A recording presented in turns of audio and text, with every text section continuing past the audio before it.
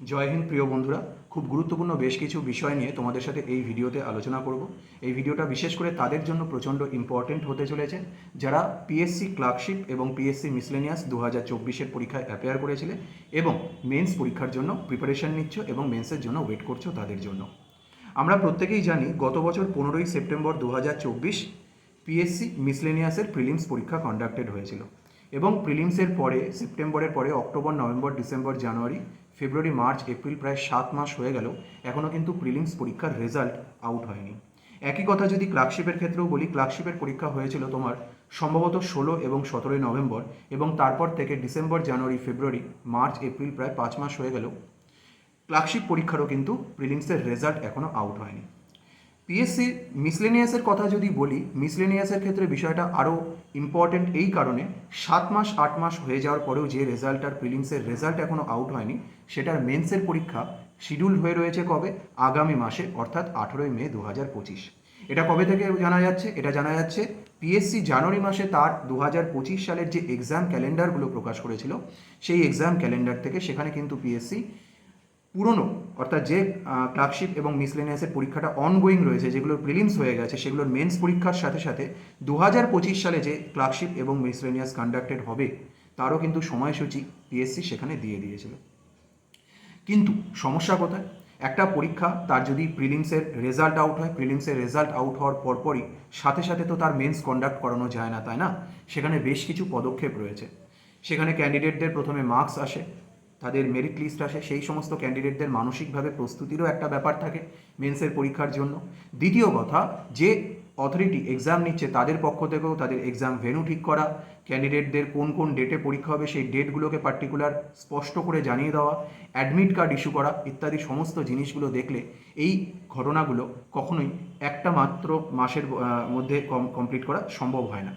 এবং সেখানে যদি 1 মাসের মধ্যেও কমপ্লিট করে ফেলে পিএসসি কোনোভাবে এই জিনিসগুলোকে, তাও আজকের ডেটেও যদি পিএসসি রেজাল্ট পাবলিশ করে, সেই হিসেবেও দেখতে গেলে এখনও কিন্তু 1 মাসও সময় নেই পিএসসির হাতে।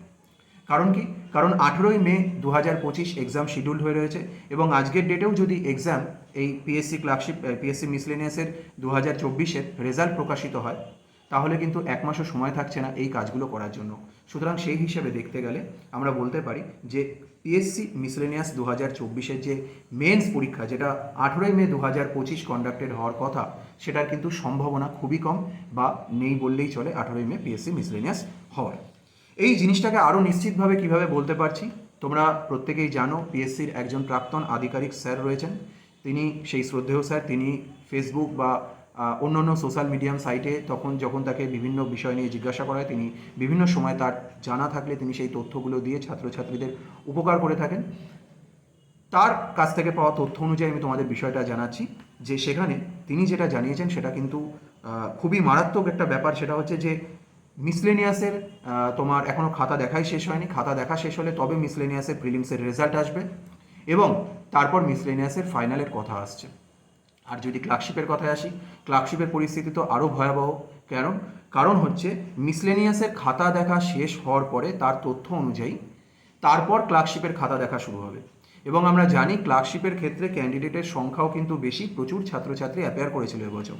তো সেই হিসেবে যদি ক্লার্কশিপের খাতা তারপরে দেখা শুরু হয়, তারপরে ক্লার্কশিপের রেজাল্ট, প্রিলিমসের রেজাল্ট আসে এবং তারপর ক্লার্কশিপের মেন্স পরীক্ষা কন্ডাক্ট করানো হয়, সেটা কিন্তু 15ই জুনের মধ্যে সম্ভব বলে কোনোভাবে আমার অন্তত মনে হচ্ছে না। সুতরাং ক্লার্কশিপ মিসলেনিয়াস যদি দেরি হয়, ক্লার্কশিপও দেরি হবে এবং ক্লার্কশিপ অনেকটাই দেরি হবে। ঠিক আছে, সেটার সম্ভাবনা রয়েছে এই এক্সামগুলো দেরি হওয়ার। আর এই এক্সামগুলো দেরি হওয়ার পাশাপাশি তোমার তারপর যে নতুন এক্সামগুলো শিডিউল রয়েছে অ্যাজ পার ক্যালেন্ডার, নতুন ক্লার্কশিপ বলো, নতুন মিসলেনিয়াস বলো, সেগুলো আদৌ এবছরের মধ্যে পিএসসি কন্ডাক্ট করাতে পারবে কিনা সে বিষয়ে কিন্তু একটা বড় প্রশ্ন চিহ্ন থেকে যাচ্ছে। এখন কথা হচ্ছে যে এই রিজনগুলোর, এই ঘটনাগুলোর কারণ কি? ঘটনাগুলোর কারণ হিসাবে ওই শ্রদ্ধেয় আধিকারিক স্যার যেটা জানিয়েছেন সেটা হলো, সবথেকে অবাক করা কাণ্ড আমার দুটো জায়গায় লাগলো। এক জায়গায় তিনি বলেছেন এই জিনিসটার সঙ্গে, এই এক্সাম এত দেরি হওয়ার সাথে কিন্তু ওবিসি কেস যদি তোমরা ভেবে থাকো, ওবিসি কেসের কোনো সম্পর্ক নেই। সুতরাং কেন এই পরীক্ষাগুলো দেরি হচ্ছে বা কেন এই পরীক্ষাগুলোর ফলাফল প্রকাশে এতটা সময় লাগছে, সেটা কিন্তু সত্যিই প্রশ্ন তুলছে।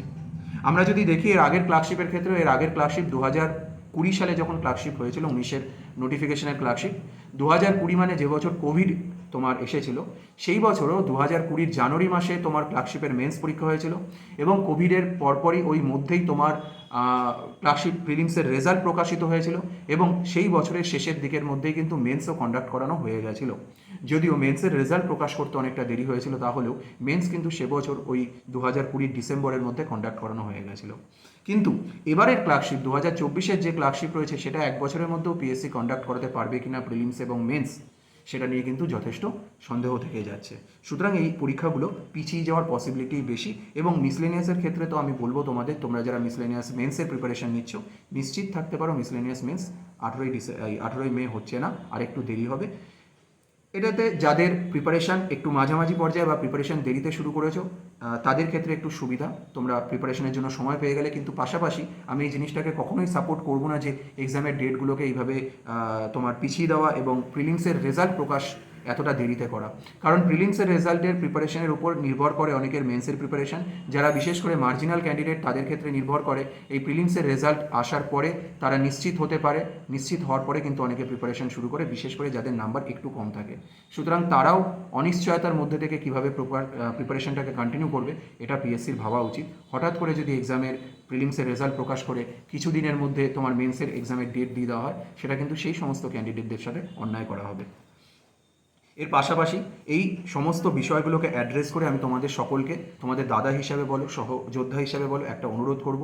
তোমরা যারা যারা পিএসসির পরীক্ষাগুলো দিচ্ছ বা পিএসসির পরীক্ষাগুলোর জন্য প্রিপারেশান নিচ্ছ তাদের সবাইকে বলবো আগামী 28শে এপ্রিল 2025, ঠিক আছে, WBPSC অ্যান্টি করাপশন স্টুডেন্ট ইউনিটির পক্ষ থেকে একটি মিটিং ডাকা হয়েছে পিএসসি, শান্তিপূর্ণ অরাজনৈতিক মিটিং। সেখানে তোমার এই পরীক্ষাগুলো নিয়ে পিএসসির অফিসে পিএসসির যারা আধিকারিক রয়েছেন তাদের সাথে আলোচনা করা হবে সকাল 11টা 28শে এপ্রিল এই তোমার আলোচনা ডাকা রয়েছে। সুতরাং আমি তোমাদেরকে অনুরোধ করব তোমরা তোমাদের সবান্ধব উপস্থিতি সেখানে, তোমরা যারা পরীক্ষা দিচ্ছ তোমরা বন্ধুবান্ধব সহ সেখানে আসো, উপস্থিত হও এবং পিএসসির কাছে শান্তিপূর্ণভাবে অরাজনৈতিকভাবে তোমাদের এই পরীক্ষাগুলো কেন ডিলে হচ্ছে বা কবে এগুলো এক্স্যাক্টলি হওয়ার পসিবিলিটি রয়েছে সেই বিষয়ে জিজ্ঞাসাবাদ করো, তাহলে তোমাদের প্রিপারেশনের সুবিধা হবে।